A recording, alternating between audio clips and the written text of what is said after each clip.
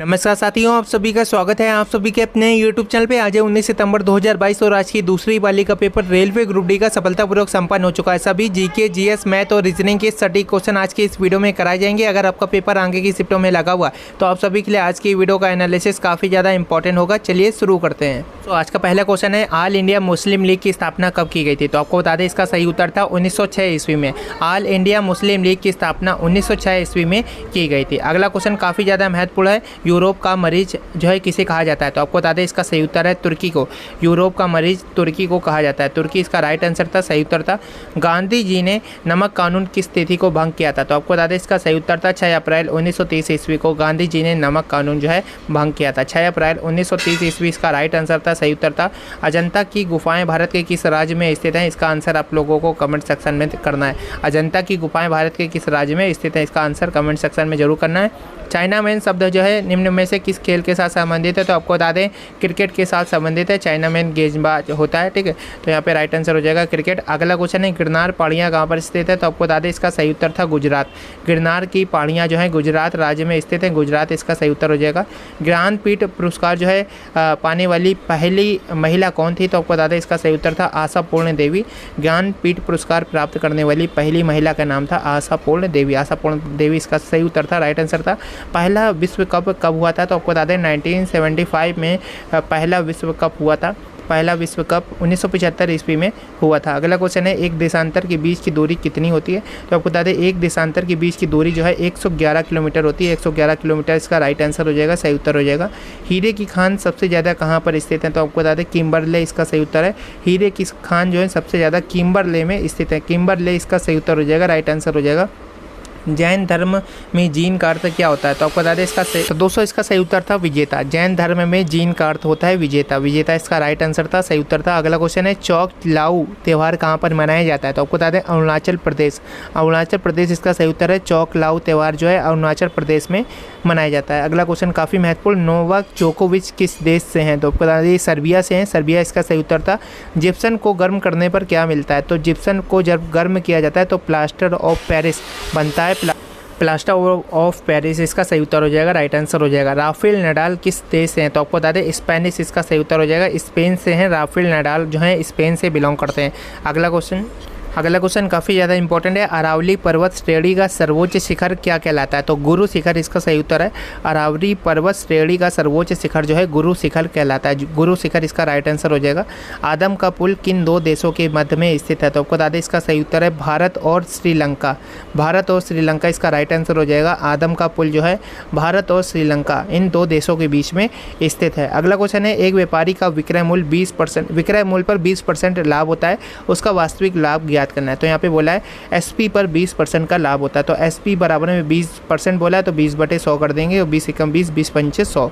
तो यहाँ पे 1/5 हो जाएगा। अब यहाँ पे आप लोग देख पा रहे होंगे सेलिंग प्राइस 5 है तो प्रॉफिट 1 का हो रहा है। तो यहाँ पे जो आपका सीपी होगा वो होगा 4, क्योंकि सीपी बराबर में होता है एसपी माइनस प्रॉफिट। तो एसपी 5 है और प्रॉफिट 1 का हो रहा है तो 5 में से 1 घटाया 4 आ गया। अब यहाँ पे हमें बोला है कि वास्तविक लाभ बताना है। तो टोटल लाभ तो 1 का हो रहा है, वो भी हो रहा है 4 पे, ठीक है। लाभ हमेशा सीपी पे होता है, कॉस्ट प्राइस पे होता है, एसपी पे नहीं होता है। तो 1/4 लिख दिया, गुणे 100 कर देंगे, 4 से 100 को काट देंगे 25 बार में। तो यहाँ पे 25% इसका सही उत्तर हो जाएगा।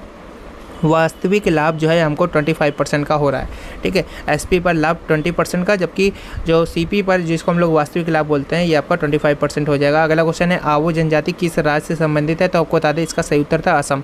आवो जनजाति जो है असम राज्य से संबंधित है, असम इसका सही उत्तर था। अगला क्वेश्चन है, इंदिरा गांधी राष्ट्रीय उड़ान अकेडमी कहाँ पर स्थित है? तो आपको बता दें इसका सही उत्तर है फुर्सतगंज उत्तर प्रदेश।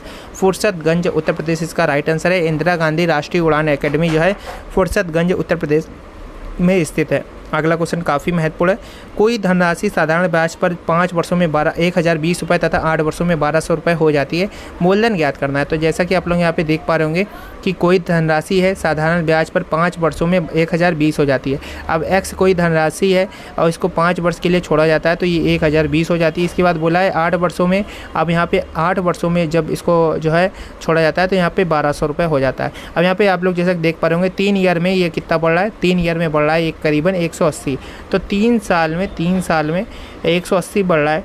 ठीक है। 3 साल में 180 बढ़ रहा है तो 1 साल में कितना बढ़ेगा, 1 साल में बढ़ेगा 60 रुपये, ठीक है। तो यहाँ पे 5 साल में कितना बढ़ा होगा, 6 पंचे 300 बढ़ा होगा। लेकिन 1020 तो यहाँ पे दिया हुआ है, यानी कि 1020 में 300 रुपये तो हमको ब्याज ही मिला होगा। यानी कि 1020 में से अगर हम 300 घटाते हैं तो हमें मूलधन प्राप्त हो जाना चाहिए। 1020 में से 300 जब माइनस करेंगे तो इसका जो आंसर आएगा वो 700 आ जाएगा, जो कि हमारा प्रिंसिपल अमाउंट होगा, यानी कि जो हमारा मूलधन होगा। 720 इसका सही उत्तर हो जाएगा। अगला क्वेश्चन है, ईश्वर का निवास स्थान किस नगर को कहा जाता है? तो आपको बता दें प्रयाग इसका सही उत्तर हो जाएगा। ईश्वर का जो निवास स्थान है ये प्रयाग को कहा जाता है, प्रयाग इसका क्या हो जाएगा, राइट आंसर हो जाएगा। कर्क रेखा भारत के किन राज्यों से होकर गुजरती है? तो आपको बता दें कर्क रेखा जो है भारत के 8 राज्यों से होकर गुजरती है। ये 8 राज्य कौन कौन से हैं? तो राजस्थान, गुजरात, मध्य प्रदेश, छत्तीसगढ़, झारखंड, पश्चिम बंगाल, त्रिपुरा और मिजोरम।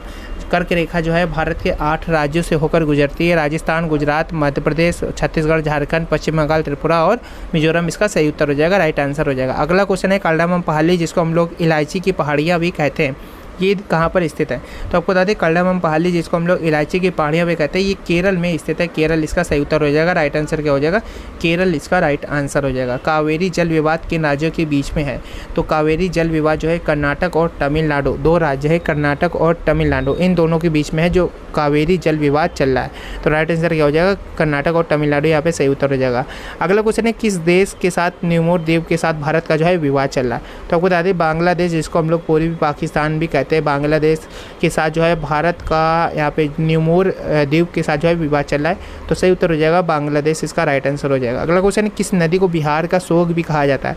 तो आपको बता दें कोसी नदी, कोसी नदी इसका सही उत्तर हो जाएगा। कोसी नदी को हम लोग जो है बिहार का शोक भी कहते हैं। बिहार का शोक जो है कोसी नदी को कहा जाता है एक तरीके से, ठीक है। तो अगला क्वेश्चन काफ़ी ज़्यादा महत्वपूर्ण है, किस बंदरगाह को भारत का प्रवेश द्वार कहा जाता है? तो मुंबई का जो बंदरगाह है इसको भारत का प्रवेश द्वार कहा जाता है। मुंबई इसका सही उत्तर हो जाएगा, राइट आंसर हो जाएगा मुंबई। मुंबई के बंदरगाह को भारत का प्रवेश द्वार कहा जाता है। किस राज्य की समुद्र तट रेखा सबसे लंबी है? तो आपको बता दें गुजरात इसका सही उत्तर हो जाएगा। गुजरात राज्य की समुद्र तट रेखा सबसे लंबी होती है। अगला क्वेश्चन है, अच्छा रिव्यू को बताना इनमें से कौन सा अलग था? तो सभी में देखिए इस प्रकार के सवालों को करने के लिए आप लोगों को ए से लेकर एम तक और एन से लेकर जेड तक पूरा पैटर्न, सभी लेटर्स का जो हमें पोजीशन है वो पता होनी चाहिए। ए की पोजीशन 1 होती है, एम की होती है 13, एन की होती है 14, जेड की 26 होती है। तो इनके बीच के जितने भी लेटर्स हैं उनकी भी पोजीशन पता होनी चाहिए। जब ये पोजीशन पता होती है तो हम लोग जो है होता है पैटर्न हम लोग फाइंड कर सकते हैं आखिर कौन सा जो पैटर्न लग रहा है, क्या माइनस हो रहा है या क्या प्लस हो रहा है। तो यहाँ पे जब आप लोग पैटर्न लगाएंगे तो तीन दिए हुए हैं बी सी डी, ये तीनों सेम पैटर्न पर हैं, जबकि जो ए है इसका पैटर्न अलग है। तो यहाँ पे ऑप्शन ए यहाँ पे सही उत्तर हो जाएगा, राइट आंसर हो जाएगा। अगला क्वेश्चन है, निम्न में से कौन सा विकल्प जो है तार्किक क्रम में है? तो आपको बता दें ये डेकामीटर ऑप्शन में था, मिलीमीटर, हेक्टोमीटर, सेंटीमीटर और डेसीमीटर। तो यहाँ पे आपको जो है सबसे बड़े से छोटा का जो क्रम है वो बताना था। तो सबसे बड़ा इनमें से जो है वो है हेक्टोमीटर। हेक्टोमीटर यहाँ पे 3 नंबर पे है। इसके बाद आप लोगों को बता दें इसके बाद है डेकामीटर जिसको हम लोग 10 से भी डिनोट करते हैं, तो यहाँ पे वो है 1 नंबर पे। इसके बाद बोला है डेसीमीटर, ठीक है। तो डेसीमीटर ये आप लोगों का कितने पे है, 5 पे। इसके बाद आपका सेंटीमीटर ये 4 पे है और इसके बाद 2 नंबर यानी कि मिलीमीटर जो कि सबसे छोटा दिया हुआ है, 2 नंबर यहाँ पे हो जाएगा। तो 3, 1, 5, 4, 2 इसका सही उत्तर हो जाएगा। 3, 1, 5, 4, 2 इसका राइट आंसर हो जाएगा, ठीक है। अगला क्वेश्चन है, संख्याओं के युग में दिए गए हैं और इसमें बताना है भिन्न कौन सा है। तो आपको जैसा कि यहाँ पे देख पा रहे होंगे रीजनिंग का क्वेश्चन है। 64 जो होता है ये आपका 8 का स्क्वायर होता है और 100 जो होता है ये आपका 10 का स्क्वायर होता है। 8 और 10 को ऐड करेंगे तो 18 हो जाएगा, जो कि यहाँ पे दिया हुआ। इसी प्रकार से 81 जो होता है ये आपका 9 का स्क्वायर होता है। 9 जो है ये आपका 3 का स्क्वायर होता है। 9 3 जो ऐड करने में 12 नहीं आ रहा है और 19 आ रहा है यहाँ पे। तो ये ऑप्शन हमारा जो है यही भिन्न है, क्योंकि इसमें भी देखिए 5 का स्क्वायर 25 होता है और 4 का स्क्वायर होता है आपका 16। तो 5 4 9 की दिया हुआ है और यहाँ पे आप लोगों को 4 दिया हुआ है और यहाँ पे 8 8 14 8 4 12 दिया हुआ है। तो ऑप्शन नंबर बी जो है ये आपका भिन्न है। ऑप्शन नंबर बी यहाँ पे सही